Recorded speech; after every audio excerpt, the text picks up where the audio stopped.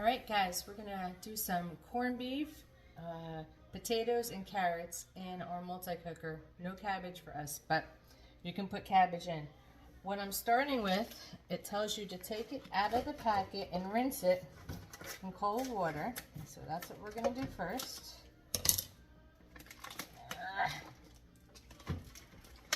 And then we took an onion and we quartered it. 8 cloves of garlic, which I smashed them a little bit just so that they release some of the yumminess. And there's a little seasoning pack in there, okay? This will be a first time making this. So, fingers crossed, let's hope this works. Okay, we're gonna put some cold water on and rinse this. So anyway, so then you put the onion into the bottom of your your multi-cooker. And then we're going to add the garlic, 4 cups of beef broth, and then put the shelf wire rack on top of that and place the meat on top. So stay tuned. Okay, and then we're going to dry this off real good. Well, as good as we can. And the packet with the seasonings will also go in the broth. So, okay, this should be good. We're going to do this for 90 minutes in the cooker. And then take the meat out and add the potatoes and carrots and cook for another 3 minutes. So, not too hard. We'll see. We'll definitely see how this comes out. So, I am going to bring you over here. Hopefully you won't drop. Let's see. There you go. All right, so we're going to add our 1 onion quartered, okay, and our 8 cloves of garlic, and then our beef broth. So 4 cups is 1 container. And then what you can do when everything's done cooking, you can strain this broth and use it as like a gravy sauce for your meat, which I will probably do. So this part is like the easy part. And while this is cooking up, we'll do the potatoes and the carrots. There we go, put our little rack in there, okay? Actually, before I put my little rack in there, I gotta put the seasonings in. So let's see here. And this comes with your corned beef. So it's not something I had to buy. This will give a nice flavor to the sauce. Okay, then we're going to take our meat and we're going to place it in the top of this. Okay, I'll show you this before I close the lid.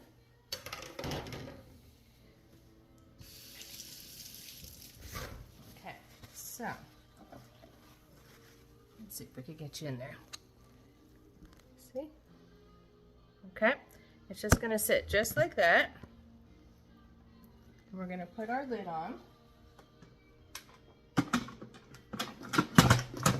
lock it. Okay, turn it on.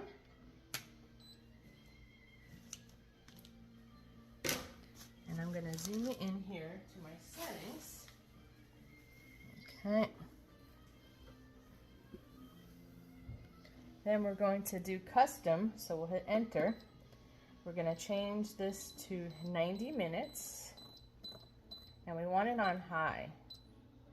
So 90 minutes would be 6, 7, 8, 9, hour and 30 minutes. Let's see. Okay, enter. Let's see. Pressure. And then keep warm. Okay. And then hit enter. So what's going to happen, it's going to, the pressure is going to build up and then it'll start counting down. So then we'll be back after we prep everything and I'll show you what to do next. Bye. All right.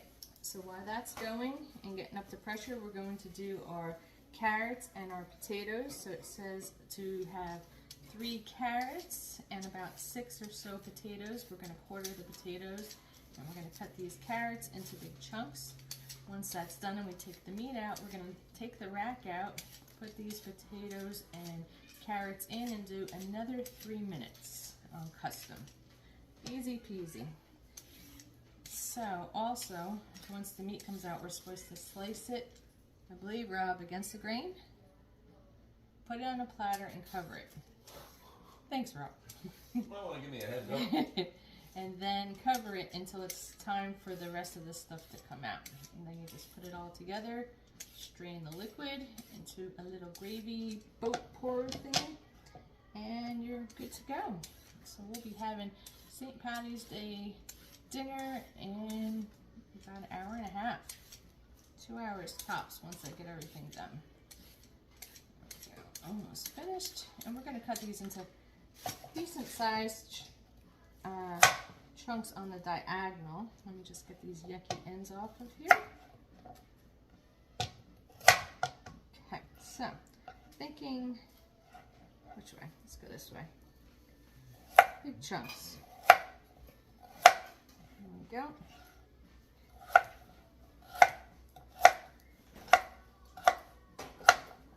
And my friend here has given me a recipe too for leftovers. Don't you touch my carrots. Given me a recipe for some kind of a leftover dip with the corned beef and cream cheese. So we'll try that too. Take our potatoes, we're gonna quarter them. I want to reach in here, but this freaking knife is going. Don't touch. Take a little one. No, don't take a big one. That's what you said. Yes. Goodbye. So, stay tuned and we'll show you when the meat is done. Okay, so you want to be careful with the heat when you open this. Ooh. And there's a little hook here that you can sit this in, okay? Then we're going to take our meat out.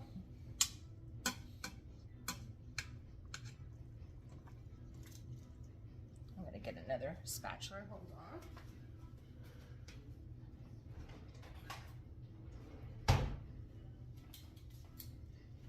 Okay, let's see. It's like falling apart. Okay, get this out, put it on our cutting board, and then we're going to take this rack out and put our veggies in there. Okay, let's get this out of the way. Put our veggies in for 3 minutes. Be careful, the broth is very hot.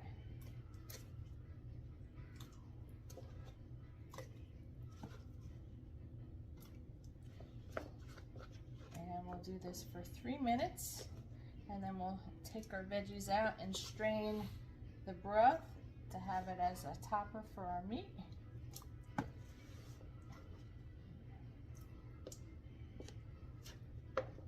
Almost done. Okay. And you want to make sure that everything is under the liquid. Okay. I'm going to put this back on and lock it. We're going to do custom again.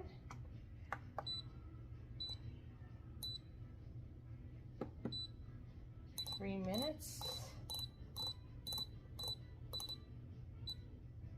And hold in and start. All right, guys, 3 minutes is up. Our veggies are all done. We release this steam and grab some of them up and put them on our platter. So we got a very small corned beef. It's just the two of us, so we really didn't need too much. But the potatoes are fork tender.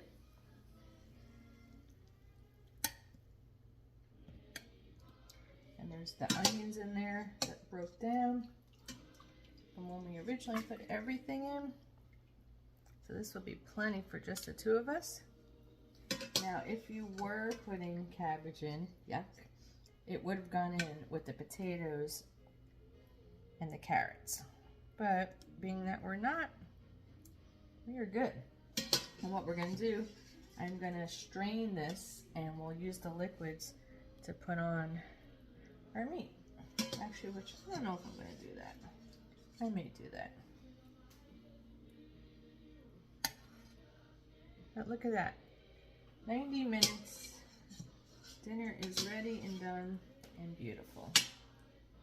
All right, that should be about it. So there you go. Look at that. Isn't that beautiful? Enjoy.